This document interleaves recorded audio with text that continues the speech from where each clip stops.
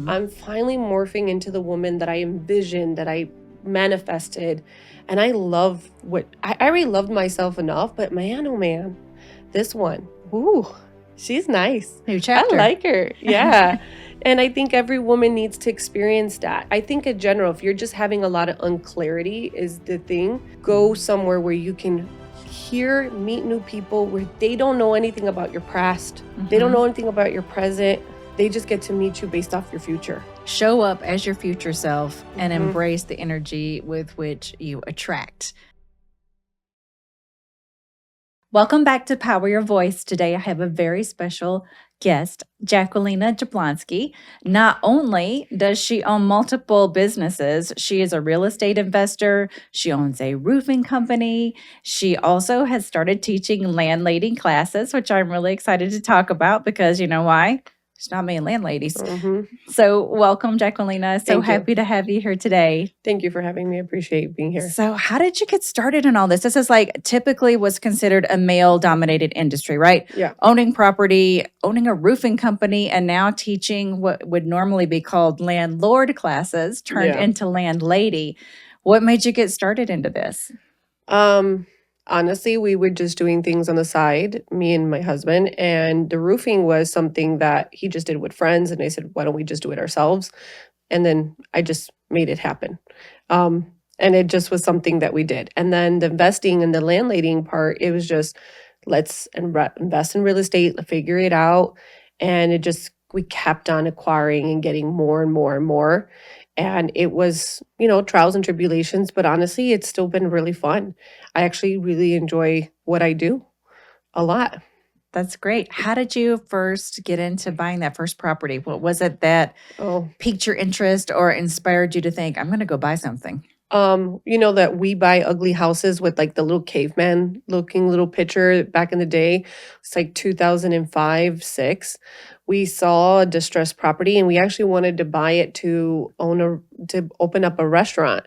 And lo and behold, we bought it, fixed it up ourselves. We never opened up the restaurant, by the way.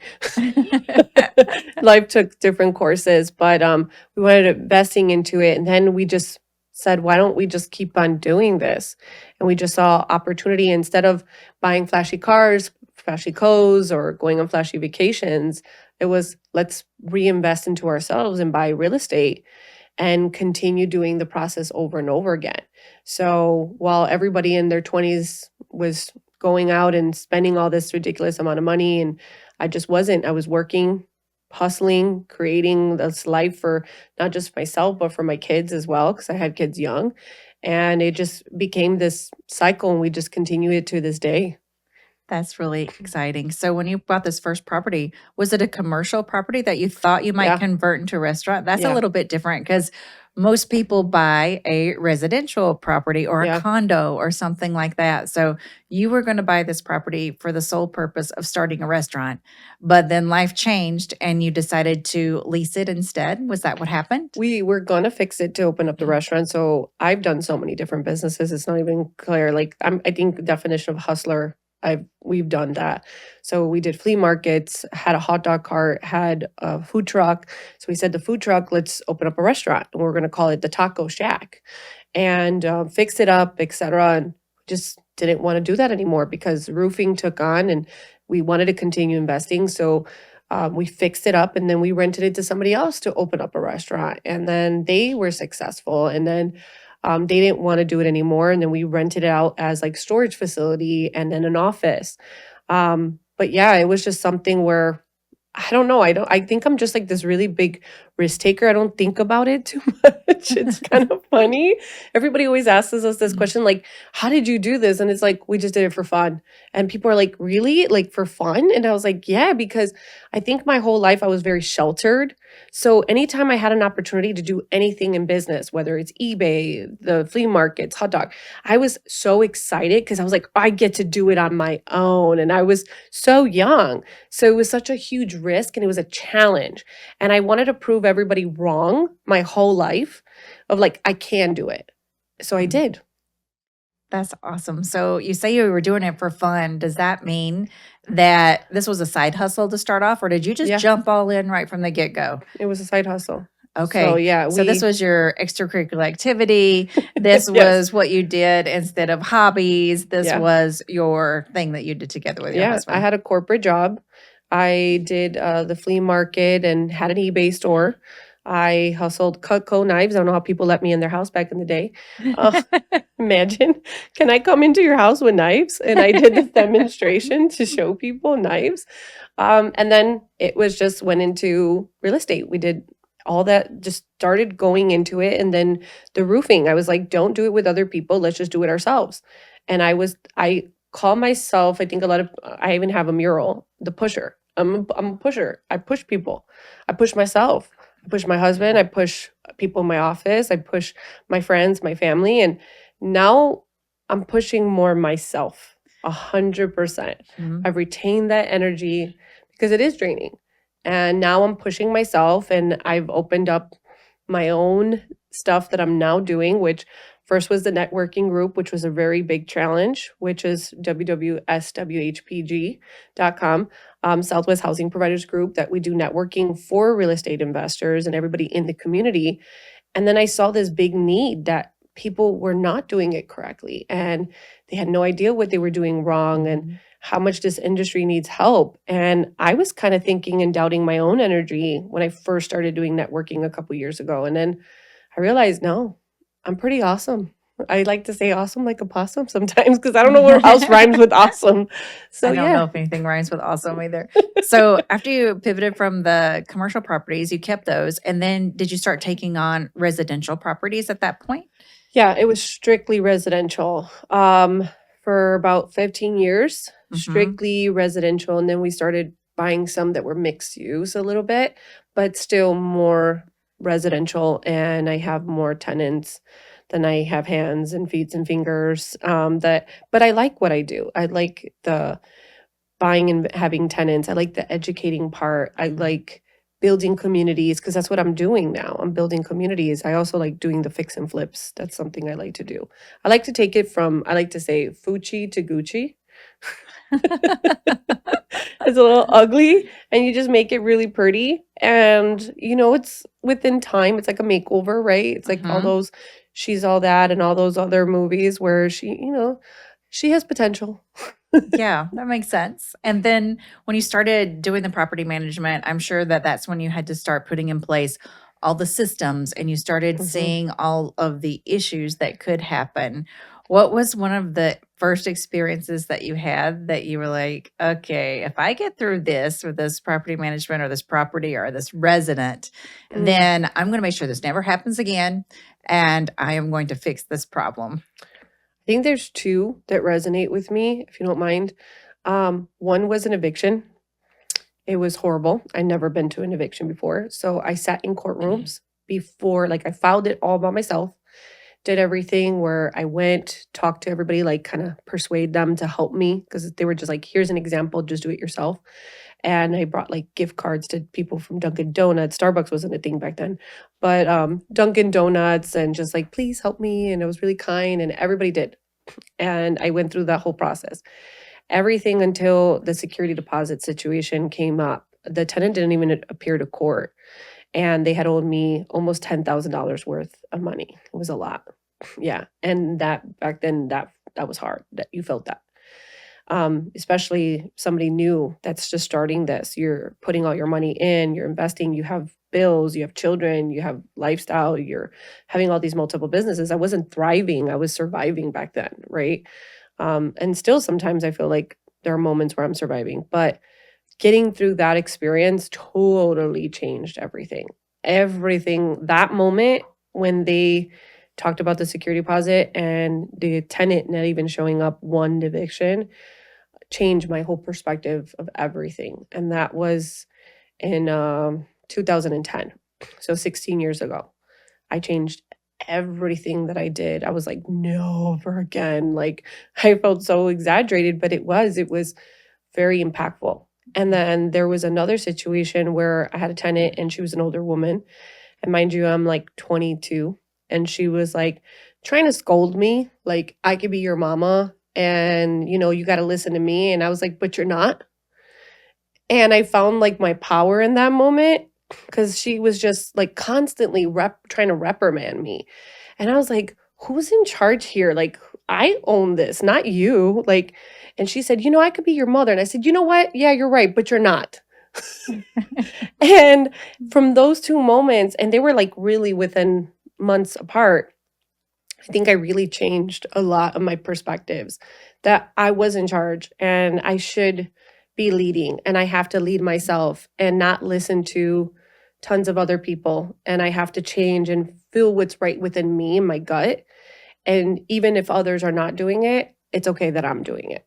I think that's a really important part is like you then began to establish your own minimum set of standards that were acceptable and really hold not only yourself accountable to them, but also your residents in a way that commanded respect. And I would say you've done a wonderful job for it Thank because you. now you're teaching so many others how to do this. So, what are some top tips that you would give people who are starting to think about being a property manager? Mm. Um, I feel that you have to take some self-improvement classes, as well as hospitality. I think that we don't think that it is a business and being a landlord or owning property. It is. It's definitely a business. You're in hospitality. You're renting out a space. There's a lot of things that you have to manage. And if you don't can't manage yourself, you can't manage others. And that's 100% the truth. But also financial. You need to know your finances. You need to take some accounting classes, just some basic courses so you understand like your KPIs. What are you actually turning? What is your investment cost? What is everything costing you? And if you don't know your numbers, you can't be successful. But also it's about numbers, people. Honestly, it's like a Marcus Lemonis. I love him. I don't know if you know Marcus Lemonis. Oh my god, he's so amazing. The Prophet. If anybody has not watched that, I used to watch that like constantly. But he talks about the 3 Ps, people, process, and your profit. And if you're not making good profit, you can't make good profit if your people are not being treated right and you don't have a good profit process. When your people, the process is good, then you make good profit. And it's the truth. 100%. And I watch that like all the time. You don't want to be in my house when the family is watching like that or Shark Tank or any of those shows. But if you haven't watched him, for anybody who hasn't, please go back into YouTube or Hulu or wherever you can find his shows. They're amazing. He had some really good challenges and that showed me a lot. So, learning from other resources is always important Yeah. because there's different perspectives out there. There's things you'd never heard of. When was it when you said to yourself, I know enough now to where I'm done listening and I want to start creating my own? Because I think I have a pretty good idea of how to teach others how to do this successfully and not have some of the hurdles that I had earlier on. I think it was 2 years ago, about after my first year doing the networking group, where I really started to hear feedback from others that, you're I want to learn from you. What are you doing? I want to be like you. And I was like, oh, I was kind of baffled. I didn't know my own energy. I didn't know what I would. What do you mean me? Like I'm just being me. I'm very humble. I don't like that attention all the time. And I said, let me sit and marinate in this a little bit. Mhm. And I marinated in it and I said, you know what? I am pretty amazing. I am very unique. And I started realizing my power and my strength and how unique I was and how good I was. And when I really started doing this just naturally for free, consulting other people, helping them, I really realized my gift. And I said, this is my gift. I was given a gift to help and inspire, to push people. And I need to find my niche. And my niche was what I'm doing now, which I'm doing the mentoring, the coaching, the classes. And I want to continuously scale that. I want to be a consultant to others. Yeah, I think that's a really great point. And I want to drill down on something that you said that I think is so vital to know, which is the confidence factor. Whether you're starting a business, whether you're doing something different, you don't always see yourself through the same lens that other people see you as. So, when was it when you were like having an aha moment? Like, okay, I am now accepting the confidence, even if I am borrowing it from someone else's belief system of me. You you helped me tremendously. Checks in the mail. Yeah. Um, Honestly, like, I think there was what was that event that we went to.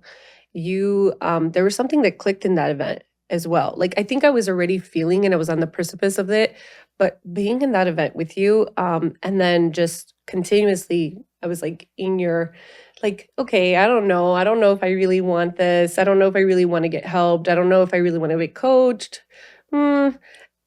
Then I started it and it was like, an aha moment. And everything just clicked like 1, 2, 3, 1, 2, 3. And now it's been this journey where I own my power and I own who I am and I like who I am. And yes, I make mistakes and I'm not perfect, but I like me being imperfectly perfect, and I like Mhm. that what I do and I enjoy who I am. And I think I had to get into that moment and be around other women as well, being in networking groups. I think being a woman in business can be very lonely. So Mhm. I think it's really important to go to networking opportunities like the ones that you host, book clubs, etc., where you're around others and you get to see yourself in a different light. Because when you're around your family and friends and you don't discover conversations that are like in common, it can be very lonely. And Yeah, I I was going agree. through that for a very long time. It's easy to feel isolated as an entrepreneur, and even more easy to feel isolated as a female entrepreneur because we've often been told, oh, you can't do this. You're not someone that has that kind of authority. You Mhm. shouldn't be in a leadership role, and you're definitely not what we're looking for. I had a penny for every time I heard some derivative of that. I would definitely be a billionaire by now. But another thing to think about is community. And as women in business, I know I've said this before and we've talked about this offline. Mhm. How important is it for you to have a community of Mm. other female entrepreneurs who you get together with, you run ideas past, and you actually just can talk to more freely about some of the struggles that you're experiencing? Oh, I think it's essential. Honestly, for the last 2 years, that also helped a lot as well. First, I've been to many different networking groups, but being in a women's business owners networking group, oh my God, was so different. I was craving the interactions. I was like, "Oh my God, finally." I was so deprived. I needed my cup to be filled. Like, I had poured for so long to others, but in those moments, I was sometimes just even just listening in the room and hearing women just discuss what they were doing, or I was seeing this woman thrive and she's like, "I've been to Cancun." I'm like, "What are you doing? I wanna do it too." Um, you would just hear all this stuff, and then they would literally they wanna help you. They want to see you succeed.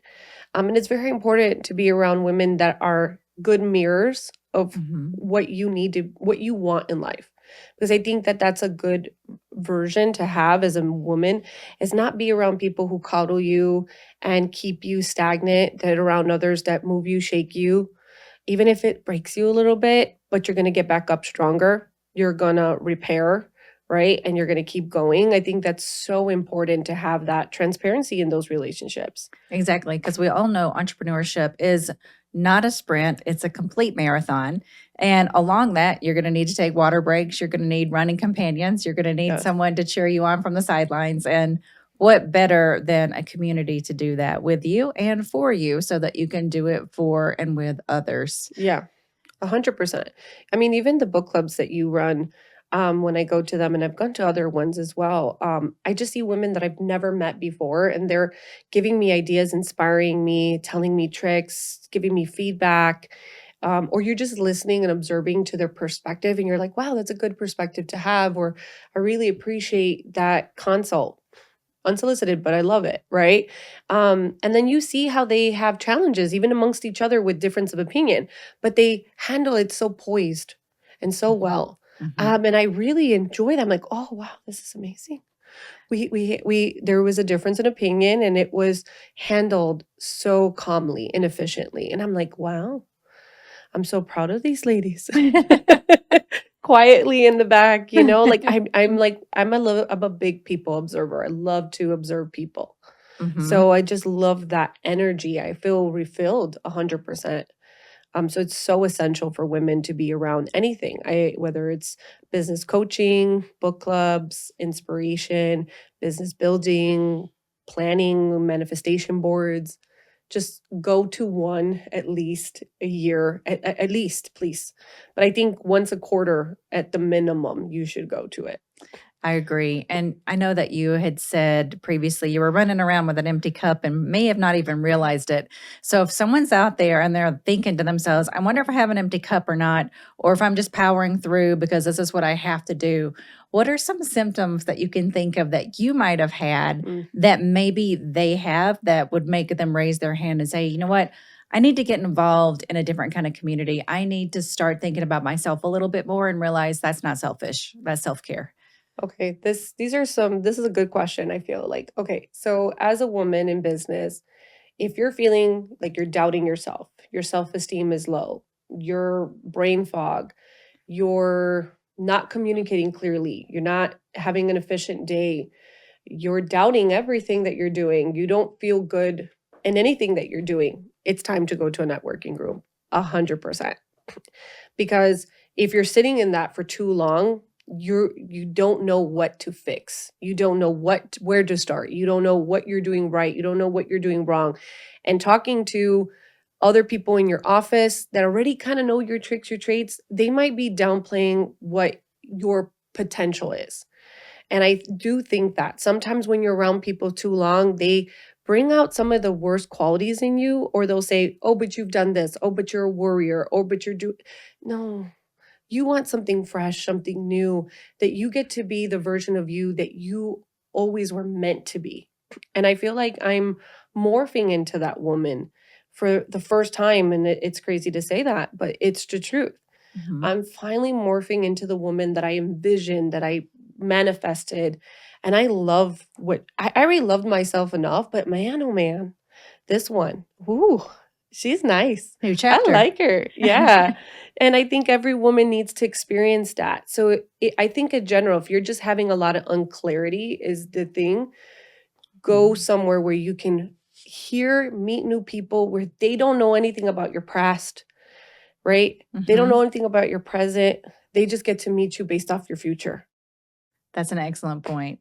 Show up as your future self and Mhm. embrace the energy with which you attract. 100%. That's a Yeah. really excellent point. Thank you for sharing that. So, back to property management. Yes. Now you start having all of these residents, all of these buildings. How do you staff up? How do you do the first step of scaling, which is always one of the hardest, I think, which is separating your strategic initiatives from your tactical activities that you need to do on a daily basis just to keep these businesses running?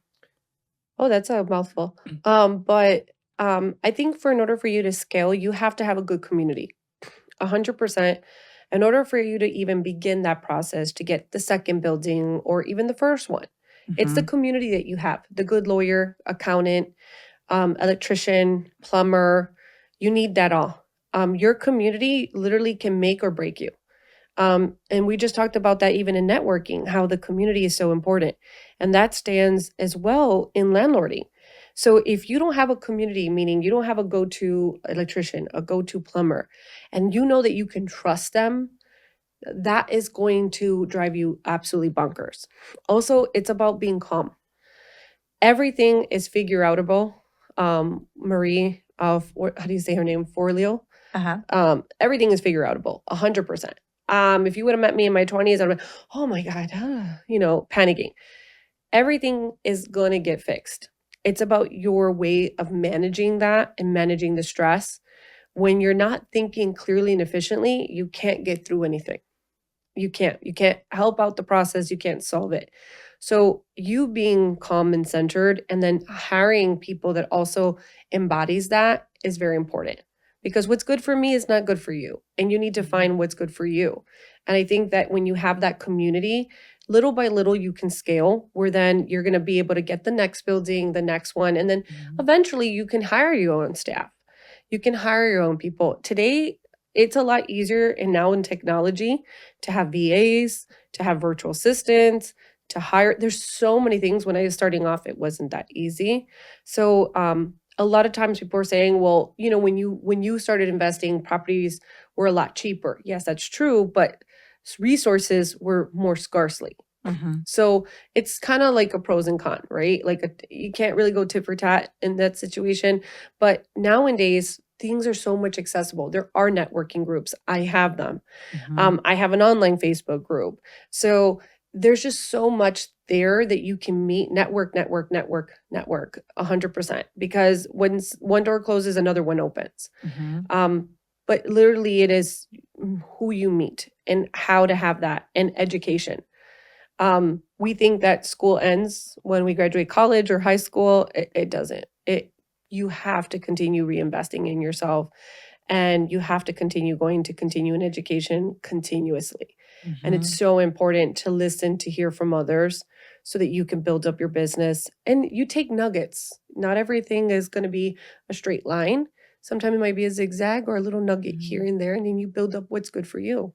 Exactly. So this group that we're talking about, can you tell us the name of it again slowly? And also, what type of people should be wanting to join this? The group that you develop now that, Okay. I mean, am I wrong? Did you not just tell me that you had a benchmark with Yeah. your membership? Can you tell us more? Oh, yeah. So when I started going to networking groups, I was treated unfairly as a woman.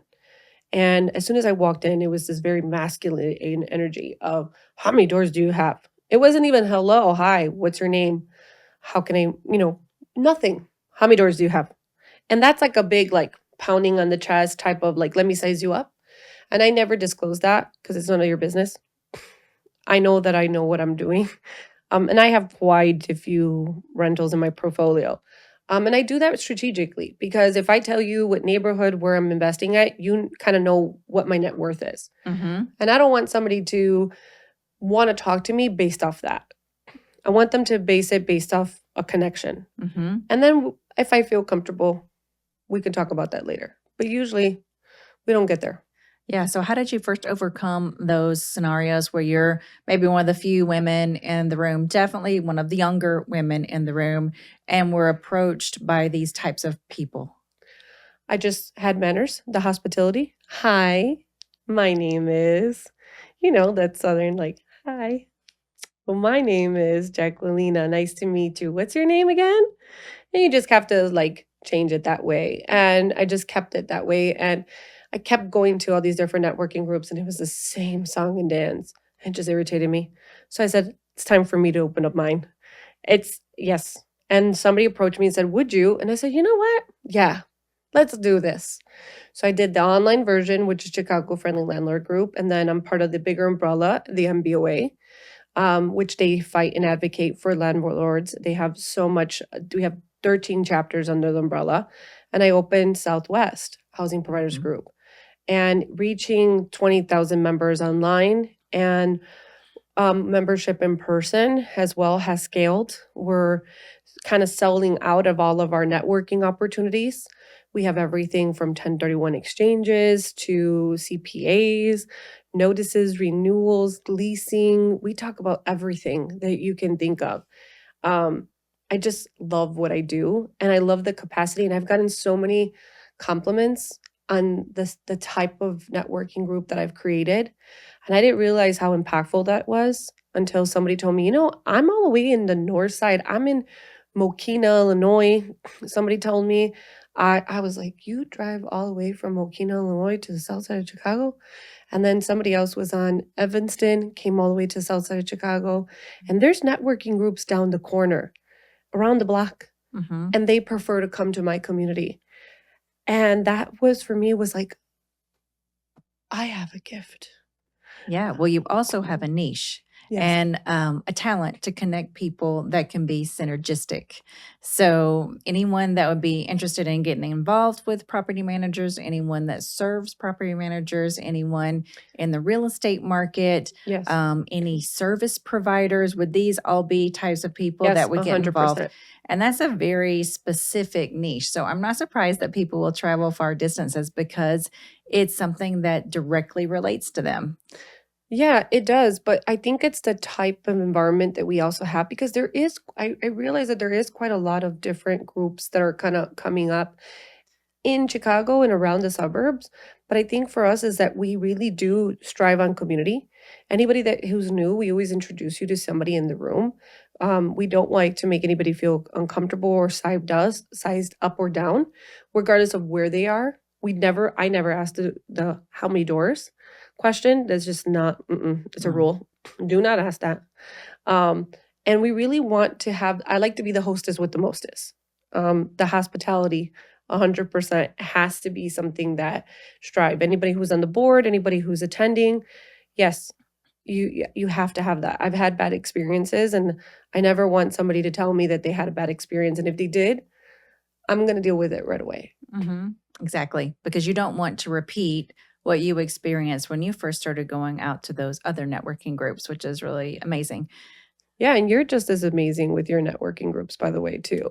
You're always striving to be the hostess with the mostest, and it's fun.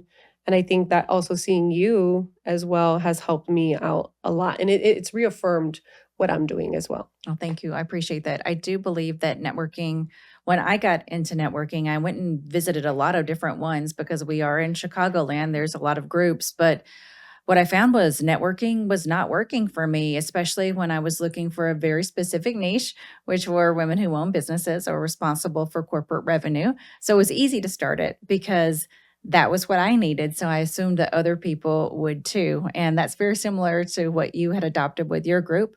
And how do you keep them engaged, not only in person when you have your local meetups, but your online community? Education. I think it's education. It's being transparency. It's well, being transparency, education. Also teaching people how to communicate. I do a lot of that. It's the hospitality. 100%. I feel like it's constantly hospitality. If I can have communication is the key to so many different opportunities like tattooed on my forehead. We should have that. Because I think that it's not what you say, it's how you say it. And a lot of times what people don't understand is why is this not working for me? Why am I not getting customers? Why am I not getting tenants? What's going on? It's not what you say, it's how you say it, 100%. A lot of times people need that mentorship, that calmness, but also they need that like old school teacher that's like, knock it off, you're doing it wrong. And I'm very, strategic with my Direct. words and direct. I'm like, oh child, did you mean to say that out loud? Or did we really do that? What happened? Did you fall off your rocker? Like the sarcastic approach, it's really necessary. Like, did you mean to do that? I think people need to be called out, even as adults. I mean, I think when you do it in that humorous way, it definitely creates a levity to the environment Mm-hmm. that could facilitate learning. So that's always good. People love when you have education coupled with real world experiences and a Mm-hmm. little bit of humor, which I think you bring to the table. And one thing I love about when you tell your stories, you're never afraid to tell the underbelly. Oh yeah. Like, this is the bad thing that I learned from, and I'm never going to do that again because. And when I first attended one of your trainings as an observer, that was the first thing I noticed. You were teaching them in a way that was like, let me teach you how to protect yourself so that you don't have these problems that I had one time that cost me thousands of dollars. Yeah. And you do that in a way that's extremely relatable and true to the environment that they're in today currently. So it's not outdated ordinances. It's to talk about how you have to keep up to date on the legislation and the new laws that are being passed in regards to property management. It's the Fucci, the Gucci, communication's the key. Child, did you mean that? They're off the rocker. I always say, like, it's not Burger King. You're not going to have it your way. I say a lot of funny things. I want to make it relatable. I also want to make it fun because you do have to like what you're doing. But also, when it comes to business, I have different personalities. I think everybody does, right? I have the friendly Jacquelina, the mom, the sister, the wife, the daughter, the friend. Mhm. But sometimes when I get too into my business, I'm very stern and strict, and people can't see that. So education makes it's fun for me. And I also like to relate to people because they are adults. They don't want to be Right. reprimanded 24/7 either. So having those funny points as well. For me, it's always the liner like, I'm going to save you time, money, and frustrations by sharing with you what I had to learn the hard way. So come and let me teach you how to do it the right way, right? Like, don't be stubborn. Let's not take the shortcuts that are going to take us lead into dark alleys. Let's not do that, right? Let's invest in ourselves. Let's be transparent. Let me tell you what I did wrong and what happened and why you don't want to do that. Because a lot of times we skip the why. People are like, well, why is she telling me this? Or why do I have to do this? You would be surprised how many people don't resonate because they're so curious in their mind of why you have to do that. And if you don't have those relatable references or you're not transparent, they're like, this is just another influencer on Facebook that's saying ABC and 1, 2, 3 and trying to give me all the glim and the glitter. And, I could take glitter out of my pocket and throw it into some people. Well, that's not life. Life is, funky, dusty, a little crusty, and a little musty sometimes, but it also can be a lot of rainbows, right? And a lot of fun at the same time. So I think it's important to not just show everybody, because yes, everybody sees me now and they see my office and they see all these great things, but it wasn't always like that. And So to be able to really lift the veil on that and talk to people and meet them where they are and help teach them where they Yes. want to go is what you do so beautifully. And especially with these new classes, can you tell us a little bit about your next upcoming classes that you're offering Yes. for the landladies? So I'm doing a lot of different classes now. We're doing them on Zoom. I have them in live. I'm doing pre-recorded ones as well. We're doing everything from underwriting applications, which is so important because nobody teaches. I don't think there's anybody really teaching the depths of it. I'm not just teaching you how to read over an application. I'm talking about your financial risk assessment. A lot of times we don't think of it like that. When you're taking on a tenant, it's a financial risk assessment. Is this somebody that you can say that it's a good financial risk to take on this person? Right. So I'm teaching them the financial literacy, but also the hospitality, teaching them what to say, the scripts, what to do, what not do with the laws, the CRLTO, or just the national laws as well. So this can be transpired not just in Chicago, but also everywhere, because I think it's really important that everybody has this foundation. I'm doing one with notices, how to properly do that. We're talking about leasing. So I have that one coming as well, like all the things that you should have on your lease. A lot of times we just take a generic off the shop product and we're just trying to utilize it, but it doesn't have all our clauses, all of our, rules and regulations. So it's important to have that. We're doing a financial literacy class as well, how to manage your profits and how to scale. So I have so many upcoming ones this whole year. I'm working on all that right now, but those are my first ones that I'm launching. The underwriting applications class has been my most successful class because when you're adopting a tenant, you're taking them on for a year and it's a big thing and it costs you your peace, your profit, your mindset, and it could totally mess up your process. So those 3 Ps that I talked about, we don't want those happening, right? In a bad way. Exactly. So if someone wanted to learn how to enroll in one of your classes or more information on them, where would they go? So they can go to LinkedIn. I'll be on LinkedIn and I'll have all my information on there. And they can also find me on Facebook, Instagram. I'm on TikTok. I'm on everywhere right now. And I do have everything public. So, and then they're going to go to leaflandlordacademy.com as well. That's my webpage. And I'll have everything listed on there. And you can buy docs as well. So if you need any documents to help you scale with your companies in your landlording hospitality business, you can see what's available online. That sounds amazing. That is more information in that last little piece of your library of offerings than I think my brain can comprehend. Sorry. But don't worry, we will have it in the show notes for you, all of the links to get to Jacquelina's wonderful trainings. And thank you so much for coming on and being so open and transparent about sharing your journey, not only the obstacles, but also giving women some inspiration to know that, guess what? I am going into a male dominated industry and I will be successful and I can do it in a different way that works for me. Thank you. I appreciate it. And any woman who's feeling a little Fuchi, you can always be a lot more Gucci. So a little funny takeaway, but also always just don't just invest into your businesses, invest into yourself. 100%. You are your greatest investment. And this is your vessel. You need to protect it entirely, mind, body, and soul. So, whatever you need to do to improve yourself, you're going to feel it 10 times fold and everything that you do. And if you need to hear something today, I believe in you. I know Delane believes in you too. And I think we all need to hear that. Sounds great. Thank you again for coming on. Thank you for And having thank me. you to everyone. Please don't forget to like, subscribe, and share so that we continue the message. So I joined because she made me cry in a good way. I had met her at a conference and it was really touching, and it touched something inside of me that I needed for a long time.